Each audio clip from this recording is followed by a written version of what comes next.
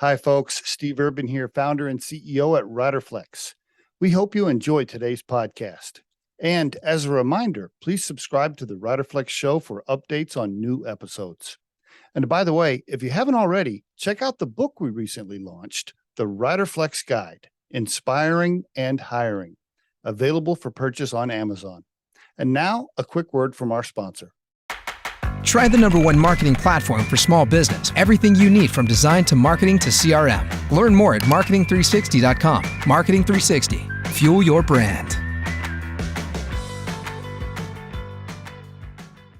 Cooper Mojsiejenko on the Riderflex podcast. Hello, Cooper. How are you, sir? Doing well. How are you? I'm doing fine. Mojsiejenko, that's my first question. Tell me about it. What is that? Is that Russian or what is that? So it's actually originally Ukraine. My family they went to Germany, and then next thing you know it, we're actually in the Midwest. So In Michigan, we came in a long Michigan way. here. Yes, sir. Yeah. Wow. So I have basically all of my family is from one clustered area in Southwest Michigan. I see. It's so nice. Yep. Just to see them all. Access right on the lake. Oh, cool. But All right. yeah. All right. Were your parents, were they immigrants? Were they first ones over, or they were second generation, or what's the timeline? So my mother's been here for a while, Okay. in the United States, but when it comes to my dad, he flew in when he was just a baby. So can say, yeah, and they're high school sweethearts. Oh, they are. All right. Yeah, small town. And they're still married? Still married, yeah. Wow, very good. I love, don't you love that? I'm 56 this summer, and man, I just really respect people that stay married 20, 30, 40 years. I mean, that I have a lot of respect for that, right? Compatibility and patience, right? Yes. It's so easy to just run and give up and, complain. It's like, man, just come on, man, work through it. I just had a friend the other day, like he's 55 and he's getting divorced and he's been married like 30 years. I'm like, bro, really? Like, why? Like, That, I mean, yeah, they say happy wife, happy life. yeah, I mean, come on, deal with it, but anyway, I'm glad. So your folks are still there and you got some family near you. Can you speak any other languages? I cannot. No. Okay. That's actually on the to-do list, is to learn one of those languages, but things are quite busy right now. Well, right. Yeah. You don't have a lot of, when you're an entrepreneur, you don't have like a lot of spare time to just sit around and take on extra hobbies. Yeah. What's a hobby again? So I saw that you played football. So you were an athlete. You played Division I football. That is a big deal. So you were an athlete in high school? Yeah. So I was an athlete in high school: baseball, basketball, football, track, golf. Wow. But football, my father played football as well. Oh, cool. So in yeah, college? He was he a college played player? for Michigan State. Wow. And then All right. fortunately got to play for actually about 7 years in the league. San Francisco, San Diego, as well as Washington. No shit. Your dad was an NFL player. That's pretty cool. Yeah. Were you old enough to remember any of it or no? Nope. When I was born, he was just finishing. So, Okay. But you've seen I'm sure you've seen the highlight reels, right? Like I'm sure you've seen video. In the 80s? Yeah, does a little fuzzy, but does he have like a bunch of VHS tapes like up like in a cabinet somewhere? They got a few boxes. Absolutely. That's pretty cool. They were tapes. Yeah. Pretty cool. All right. Pretty cool. So what's your size? You're probably a big guy then, aren't you? Yeah. So 6'4", about 225 pounds. But yeah, it's a blessing, right? It's a blessing. And I'm thankful for him for just, he could sit there on his lawn chair and tell me how to kick a football or punt a football. He was a kicker and punter. But he was. Is he a big dude too? 6'3", yeah. Yeah. Okay. You're 6'4", 240, you said? 225. Yeah. Still, I want you on my side when we're at the bar together. I want you with me. We'll be safe. We'll be safe. That's cool, man. What'd your dad do after football? He actually, interesting. He joined a startup. It was a logistics company. He was the third employee actually after the founders. So he was doing sales for that, brought that up. and then he's ever been since until he retired. He was doing sales for logistics companies, How about that? expediting and all of that. So is Oh, this as interesting as it says? The study's saying that a lot of when you were born, what your father is doing is usually predominantly the standard and base of what you do without even consciously knowing. But I heard that fact and I was like, huh, yep, that's yep, interesting. yep. That's probably true. Yeah, the stats probably prove that out. I would think. Yeah, for sure. And how about your mom? My mother, I like to consider her the smart one of the family. So she was actually a stay-at-home mom. Okay. She went through college, was considering something in the medical field, but when my father actually got his contracts and signed for the NFL, so that was his career. She wanted to just strictly kids and Yeah. How yeah, many siblings? that life. How many? You got. I have a brother and a sister. I'm the baby of the family. Oh, so you probably did you get away with more? Did you get a chance to like break some more Well, rules? I like to say I got to see a lot more, observe and see how I should act to get away with it. But I like to never say I was getting away with things. Did you ever get in any major trouble? Did you have to call your dad from the sheriff's office or anything cool? Anything No, fun? thankfully not. Thankfully not. A few friends of mine, yes.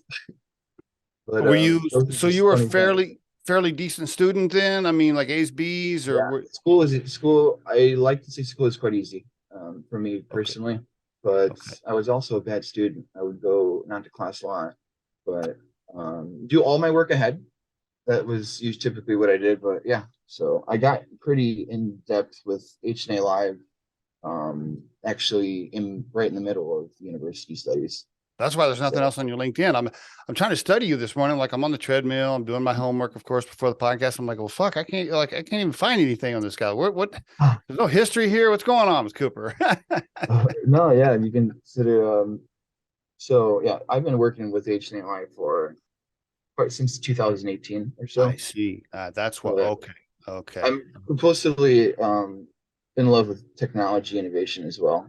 Um, I kind of lead towards it without even trying to, How you could about say. that? What was your major? Engineering technology major is also construction management, but then I also did a minor in computer science. That's when I fell in love with how just the vast amount of opportunities in technology, you could say. But Bro, you are a determined kid. I mean, I don't mean to call you kid, but you know what I mean. I thank you. mean, first of all, I did not play division sports in college, but I've been hiring and interviewing people for 30 years, right? I've been managing people for a long, long time. To play Division 1 sports and have a tough major and somehow find time to kind of tinker around with a startup. I mean, okay, yeah. you're you're a hustler. You're a hustler for sure, right? I mean, that takes a lot of determination. I like to stay busy for sure. Yeah, I like to say football too. And it's like considered almost a job and a half itself, you Yes. know. Yes. So like a Division 1, yeah. high Yes. performance, you got to have a lot of teamwork, a lot of things which people learn throughout their careers and such. It was a blessing to just get them jammed in right with. There's so many skill sets, but Totally, yeah, I totally agree. As a recruiting firm, our day job here at Riderflex, I'm always telling the recruiters, I'm like, look, if you get a candidate to play Division 1 sports, I mean, there's something about them. I mean, coachable, people skills, work Mhm. ethic, organization. I mean, there's so many things that Can't be late. That's for sure. it can't be late. I mean, just all of it. I was interviewing this lady one time, and she played lacrosse for Cornell, 4-year starter, 4-year starter. Nice. And I only knew that because as we were talking, she tells me, and I'm like, "Well, that's nowhere on your LinkedIn." And she goes, "Oh, you think I should put that on my LinkedIn?" I'm like, "Yeah, I think you should Yeah. put that on your LinkedIn." I mean, never be bodacious about it, but it's Yeah, but still, if you invested your time into it and worked really hard about it, and no doubt. you usually are typically confident about talking about it. So we deserve Yeah, to no, put it on there. absolutely. What about your social status? What's going on? Girlfriends, married, boyfriends, social, single, monk? Single right now. It's been too busy. I've been putting way too much. Well, there's no such thing as way too much, but a lot of my time into H&A Live. Okay. So in respect towards attention and everything else, staying single for now. So what happened was you were kind of in a relationship in college, and then you lost it because you weren't giving them enough attention. Is that what you're saying? No, not necessarily. Oh, okay. It's just, any bit of attention when it comes to um, relationships and your significant other. You have to give 100%, just like jobs, just like sports, or yourself personally.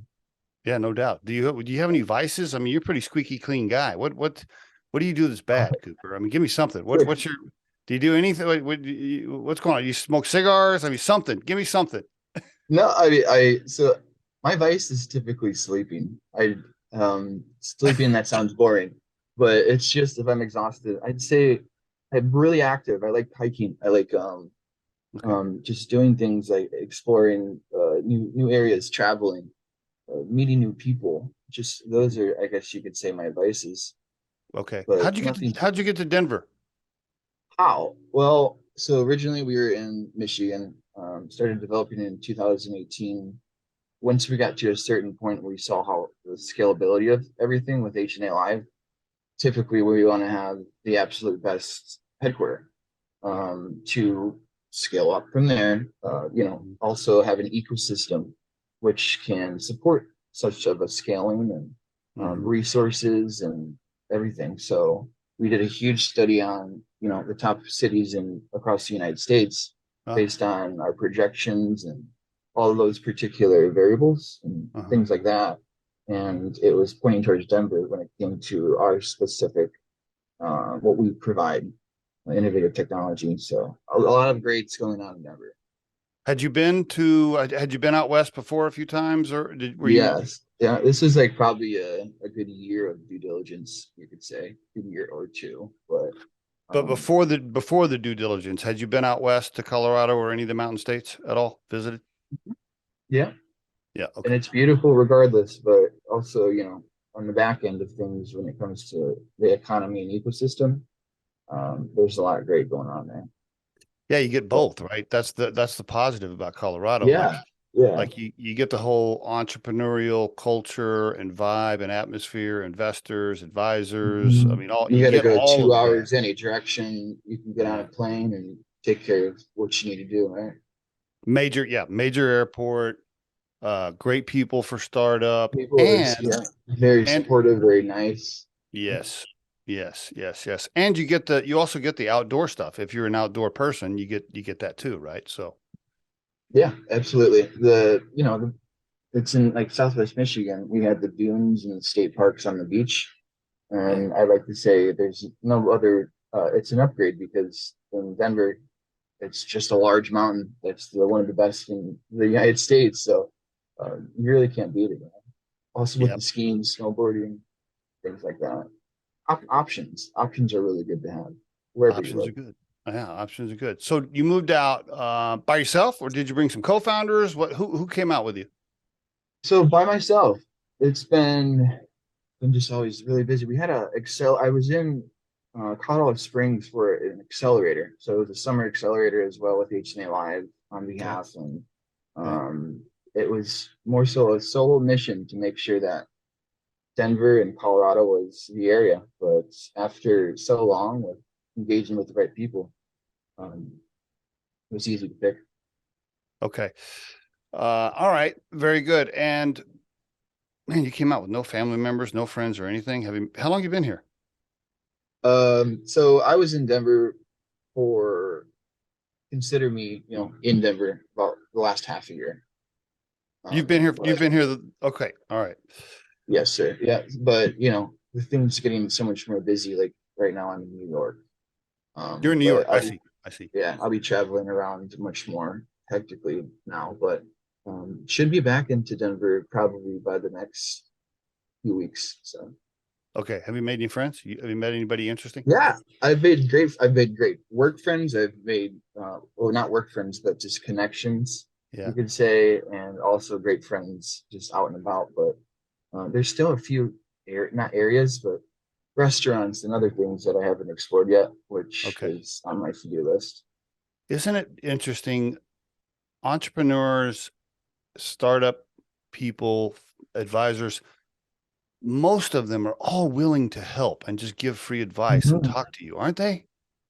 Yeah, well, it's nice. It's absolute because it's almost in respect towards the frustration when you were, if you'd have the solution, you're like, gosh, how long did that take me to figure that out confidently, 100%, bless them with it, Yeah, it's you can't be selfish when you're an entrepreneur.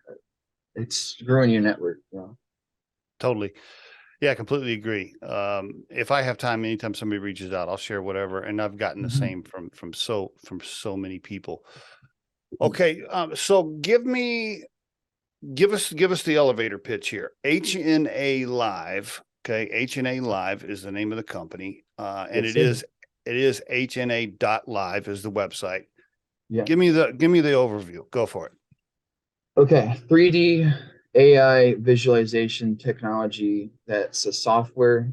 We have these devices that can particularly pick up through our computer vision any single task or movement or variable that typically manufacturing plants uh, like to analyze. So we can bring these equipment in to a plant within their sections and translate everything going on in real time to a portal that can then continuously analyze things, help them reduce waste, give them access to all of that particular data that they tend to spend quarter of a year trying to gather to then analyze and then invest in to then make better within their operation.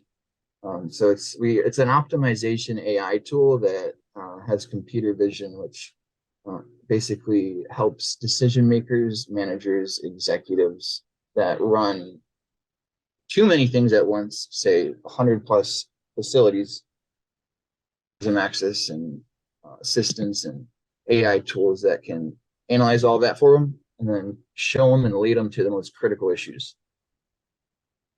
Does that Okay, make sense? can you give me some real world commoner language examples like give me something like as you describe that. I'm So we trying to capture, visualize, and optimize business environments, regardless of what it is okay. for decision makers.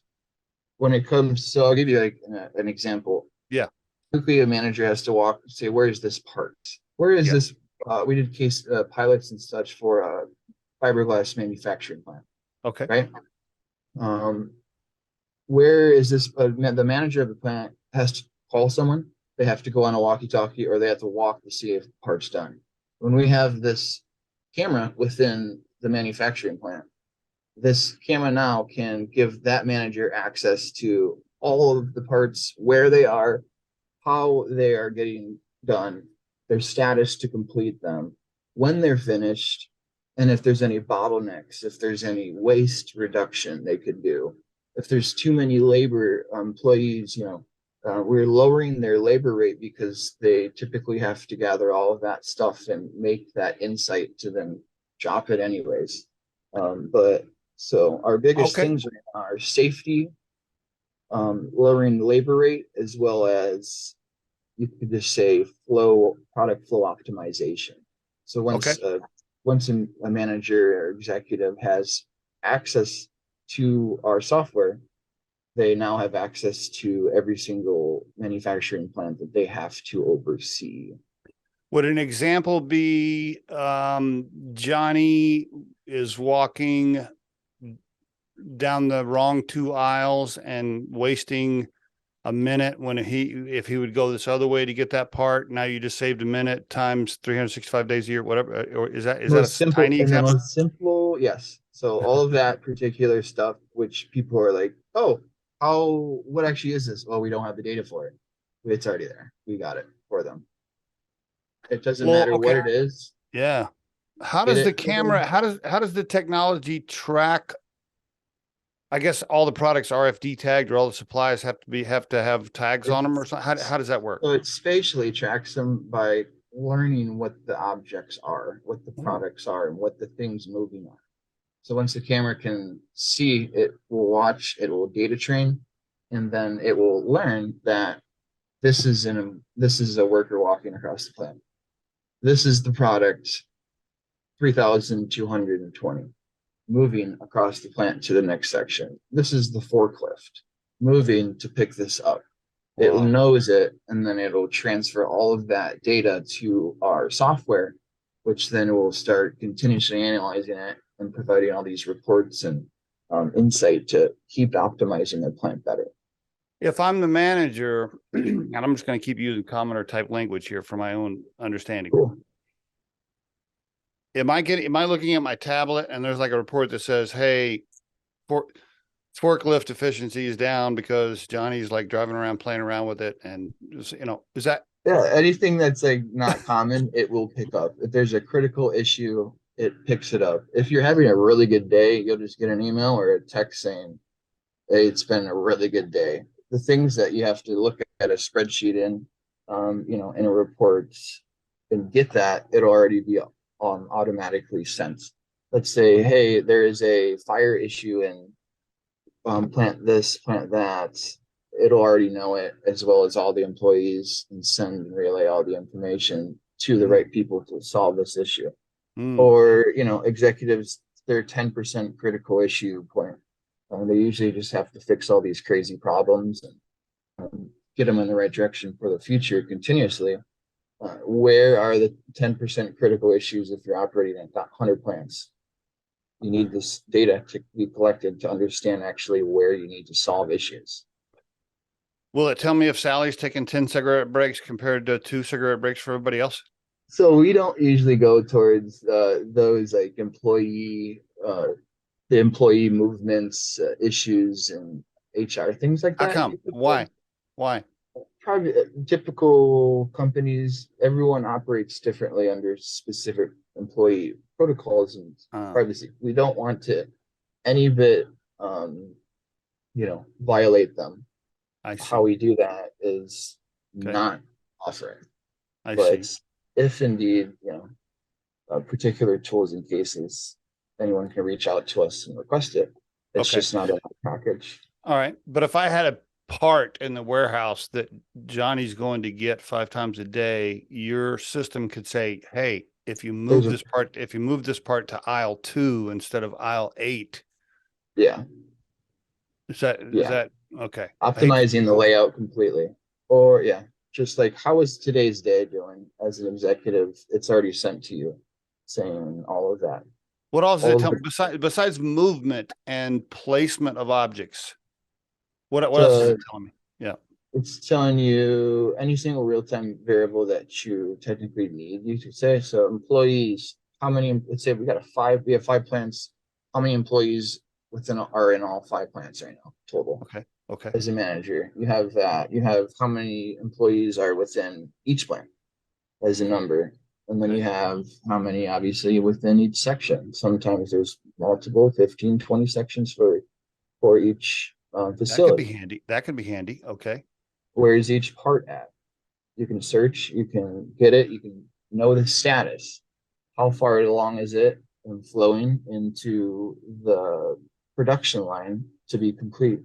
You can see any single robotic. Manufacturing plants have robotics. We can plug in all of that data.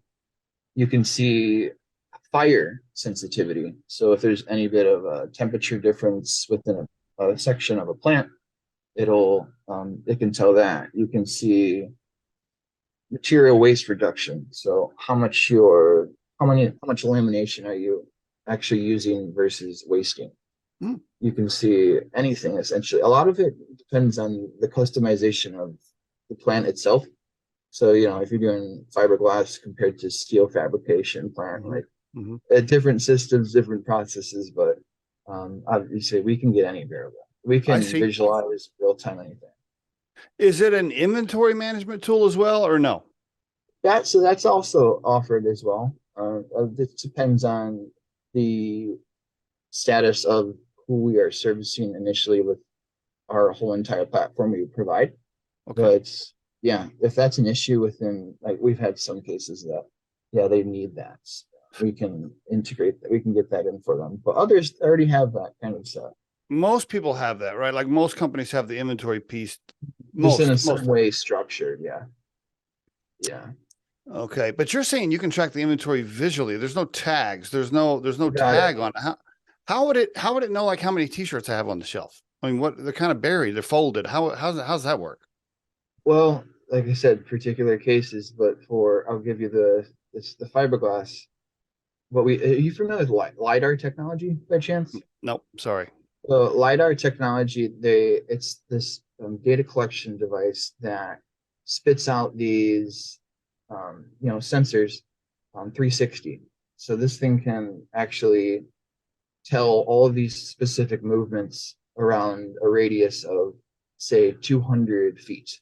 Okay. Now, once you have all of these specific things happening, then we have an AI data tool that learns all of these things that are walking around. It does take a little bit of takes about 3 to 4 weeks to data train everything.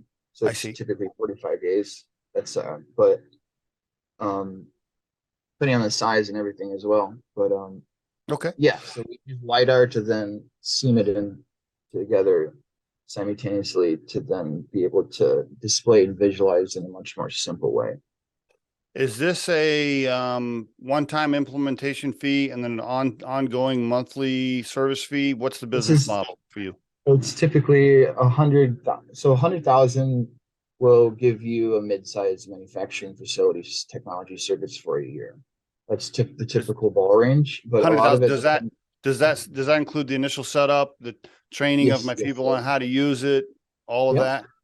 In continuous, integration, technology integrations, improvements.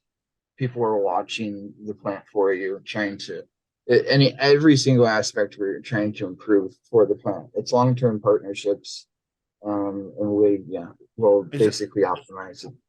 I see. So it's not like a monthly SaaS necessarily. It's No, more. it's not like an input SaaS where people have to input to then get it.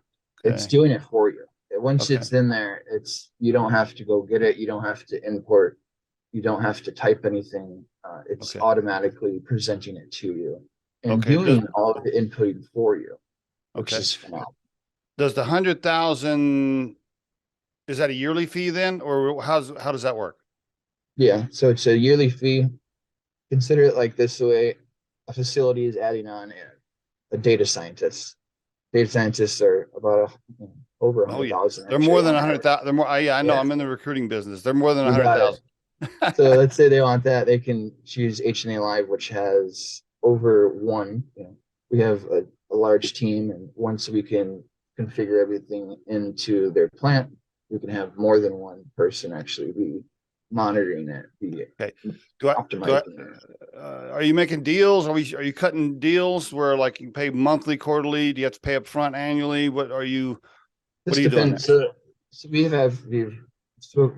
we've spoke with some that have over 200 plants, and then it's just specifically which ones, and then it turns into a little negotiative I see. discussion. But when it comes to just one particularly, it all depends on how large the plant is. I can say Okay. that. Okay, very Yeah. good. All right.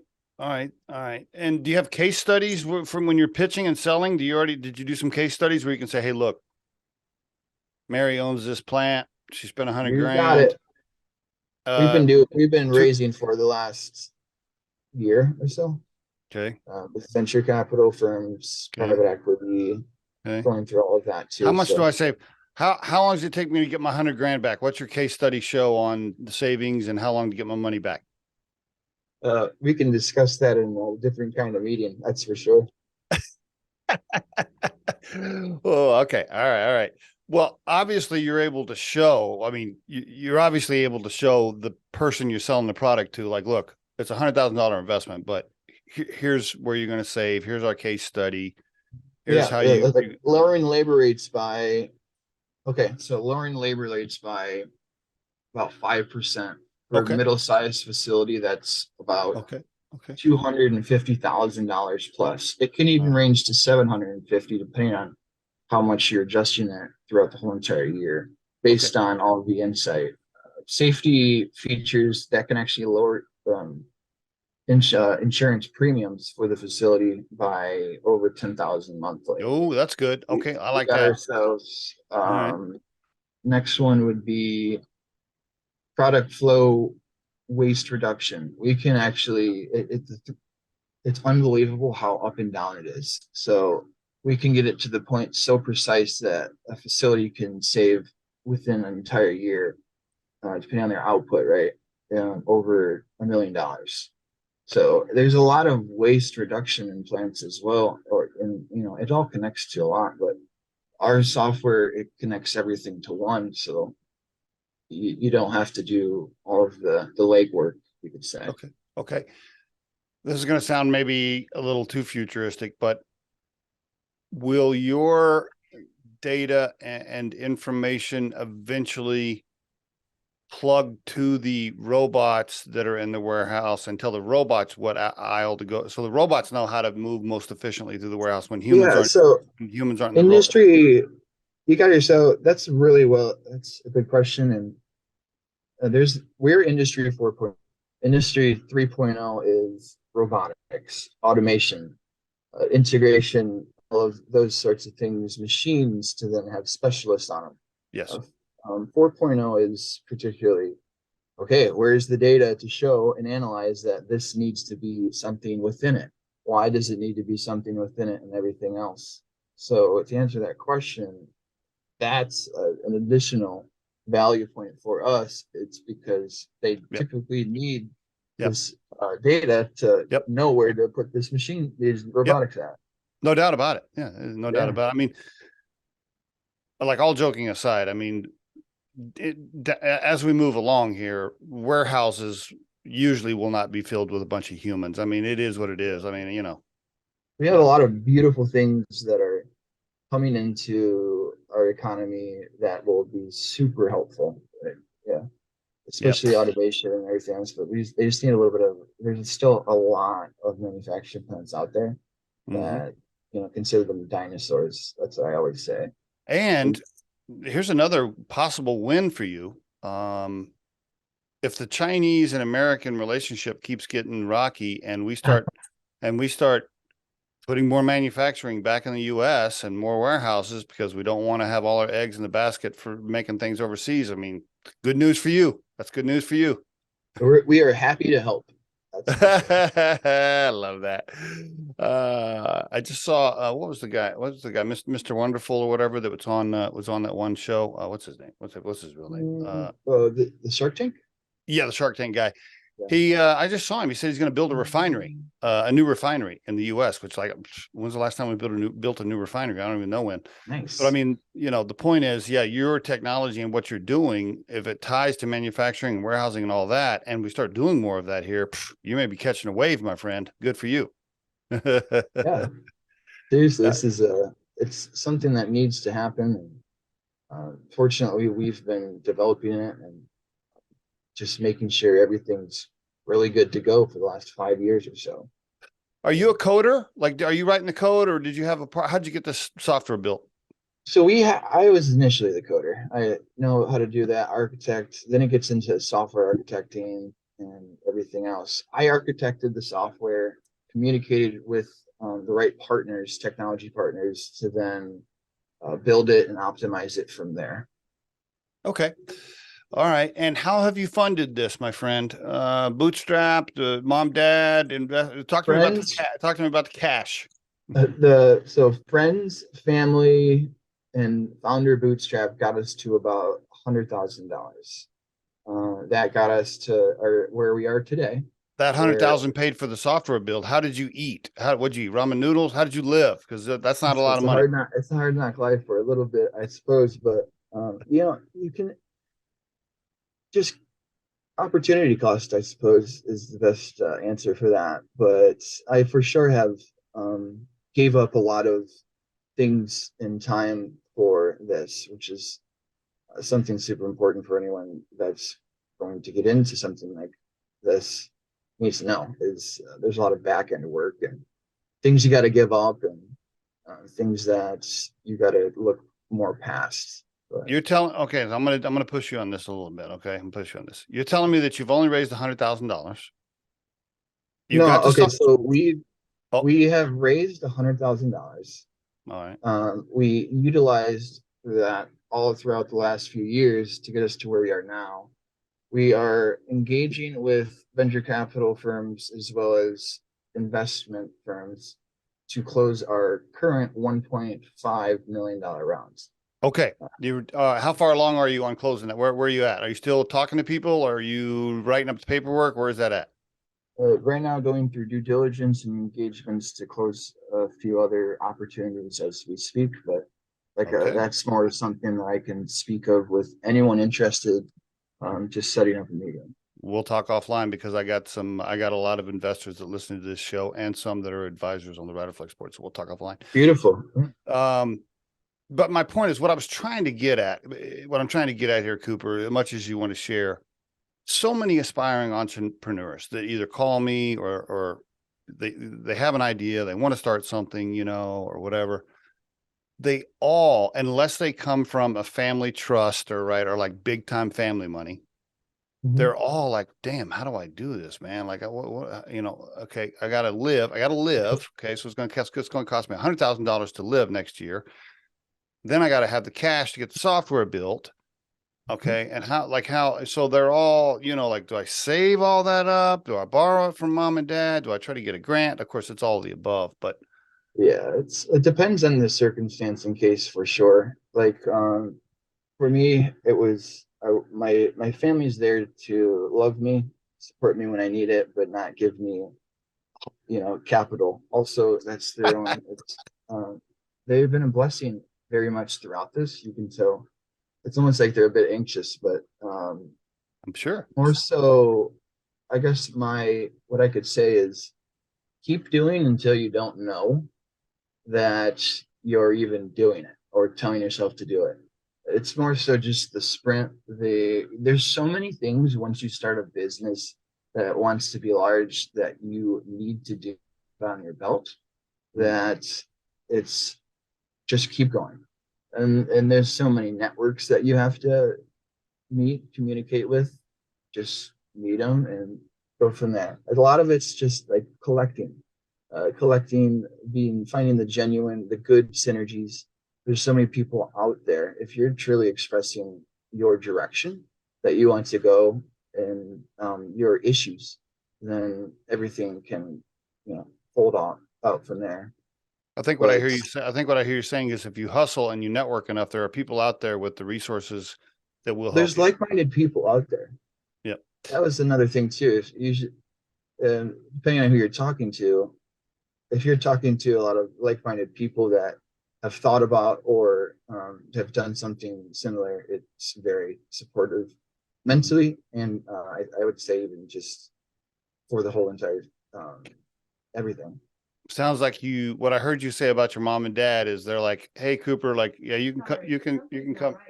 If it's still like this in Oh, a few minutes, Mike. you can try troubleshooting in the Google Home app. I always like You it. can also try unplugging your device and plugging it back in. Hey, my wife must have got the internet turned back on. Look at that. There you go.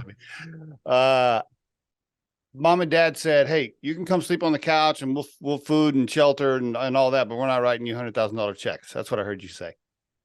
My father sat me down and said, listen, you need to support and do what you want.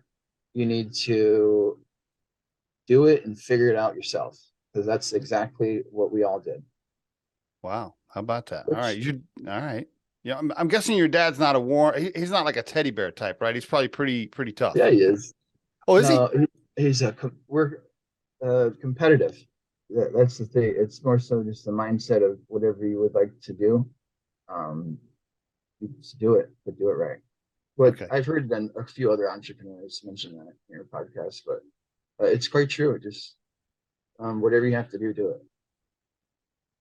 Right. Yeah. Right. Just keep going. Right. Like whatever you have to do.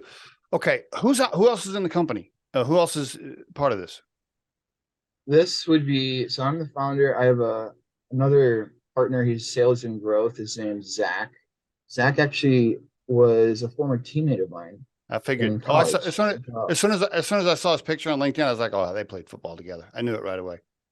Yeah, it's which is so beneficial when it comes to your communication. Yes. That's what we've learned. It's if this is an issue, we talk and we solve it for sure, really much quick. But yeah, so Zach's been in the manufacturing realm for over half a decade, which has been awesome because once we got to the point, he was a continuous feedback loop iteration itself. He's got an MBA. He's a wizard of all of his kinds as well. He's got so much experience. It's been great. So we have Do myself you? and Zach in house. Okay. Okay. Do you classify him as a co-founder? Does he have equity? So all of that'll get situated in the long run after a few more, milestones. But this You're is like more so. you're like a What? politician. You're like a politician on some of these answers. That's okay. You're doing fine. You don't have to share. You don't have to. It's all good. We can talk about it offline. Yeah, Uh, absolutely. I saw there was somebody else on the website though. There was a lady on the website. What's going on with her? So we have seven. We have also a fractional CFO, Yeah. contractors for all of the other things which needed to be done to get us to where we are now and raise and all of our traction. But we have a fractional CFO. We've got some contractors for accounting. We've got some contractors for just general press release and things like that, How management. about how about legal? You got legal looking at this money coming in. Yeah. We've gotten that. So we have a legal team of 30 plus attorneys. They've been keeping us protected, which is super important. And Oh, no then doubt. we also have 8 great advisors. So Okay.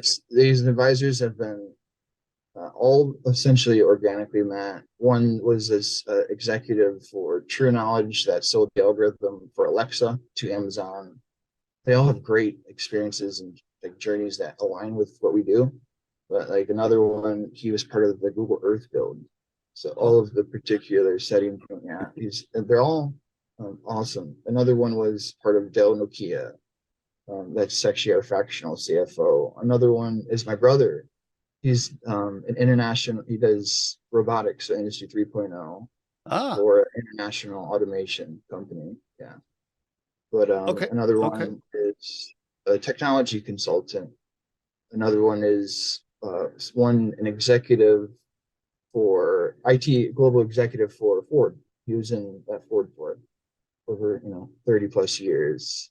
It's just goes on. Another one has done consulting and technology for just ERP systems, SAP, and yeah, all of those particular things. It's just unbelievable where we've gotten when you speak of what you actually generally want to do with things, I guess. Yeah.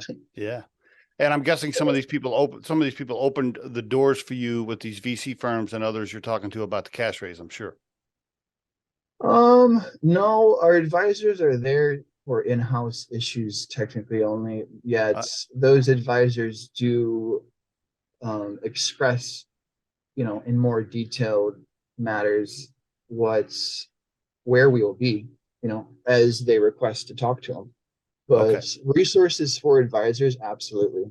They can tell right away, this is what you need, you don't have it. So that's a Yeah. beautiful thing too. A lot of it is trying to find the right network, the right people, keep No doubt. going. Yeah, no doubt. Well, how'd you come up with the 1.4 number, if you don't mind? 1.4, that 1.4 gives us a 12-month runway.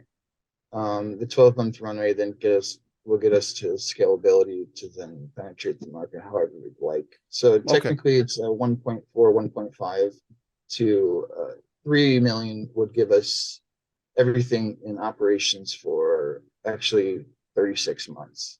Okay. So, yeah. Would you give up control of your cap table for 3 million? Control. Yeah, all of that is just depending on the investor, the percentage and the terms. So I mean, all terms have to get reviewed. So, and then the syndicate. What synergy involves? You got to do your due diligence as well. They can't just be some stranger or someone that's not supportive. I would encourage you to keep control as long as you can, my friend. You know, It is. I want H&A Live to grow globally. I want it to be the best thing, technology and innovative company out there. So it's Okay. whatever we have to do to get to that, it's gonna happen. All right. All right. All right. Very good. Very good. So are you sleeping? Are you super stressed? Are you, how are you holding up? I mean, how's your stress level? Stress. I've always been a calm guy. I like to say, my friends say that too. So some of the things that typically stress or get people anxious, fortunately, I'm able to, you know, get past. But stress levels are fine. You're talking to a guy that likes high performance business and all of those things too. You know, you can't make diamonds without pressure. I'm a strong believer that that's how you perform well too, when you're a little bit stressed. If you're not stressed, then you're usually a bit too comfortable, complacent. I think you're kind of getting away with that. You can't make diamonds without pressure. That's good. That's a good one. I like that. I'm gonna steal that. That's a good one. I like it. Go ahead. All right, my friend. So you want to build this thing and eventually sell it, or just have fun building it for now is the goal? We're taking this. We're crossing the bridges when we get there. We have everything planned out for those bridges, but right now it's just having fun building it. We're trying to get it to the point where it's so valuable that you know, we can scale up and, you know, globally service what we do and then go from there. I love it, man. I you know, I have full respect for entrepreneurs that are willing to, you know, throw in all their chips. It's not an easy gig, as you are learning, I'm sure. It's every business needs capital injection. It's pretty crazy, but asking for, yeah. How do you like that? Asking people to write checks. Is it a pain in the ass? Or you're like, okay, yeah, I know you. Have you just accepted like this is part of it? It's just part of it. But in the beginning, you gotta sit in the back of the room and then digest everything going on. It didn't just happen overnight where I'm sitting there talking to them. That's for sure. You gotta sit back until you know it and then go in. But more with repetition, you could say. Yeah. It's kind of interesting because you learn it. Yeah. Okay. Got to find a lot of it is finding your networks, essentially. But I'm happy to talk to anyone, anything about H&A Live investments. It is a bit different of a discussion, but the one thing, have you had a chance to talk to any billionaires yet? Have you had one-on-ones with billionaires? Most likely I could say so, but yeah, I could be the guy that sits on a plane with the most popular celebrity in the whole world and accidentally not know that they are, which it's a curse and a blessing at the same time. But once I get to know someone or engage, then you can recognize them. But if they're just a public figure. Yeah, I got you. All right, my friend, HNA.live. Any investors, should they just go to the website? Is there a contact thing there? Do you want them to reach out to you on LinkedIn or email? How do you prefer they reach out? Reach out on LinkedIn, connect with me on LinkedIn, and I'd be happy to talk to anyone. That's for sure. Okay, very good. All right, my friend, thank you very much for sharing your story on the Riderflex podcast, Cooper. I appreciate it.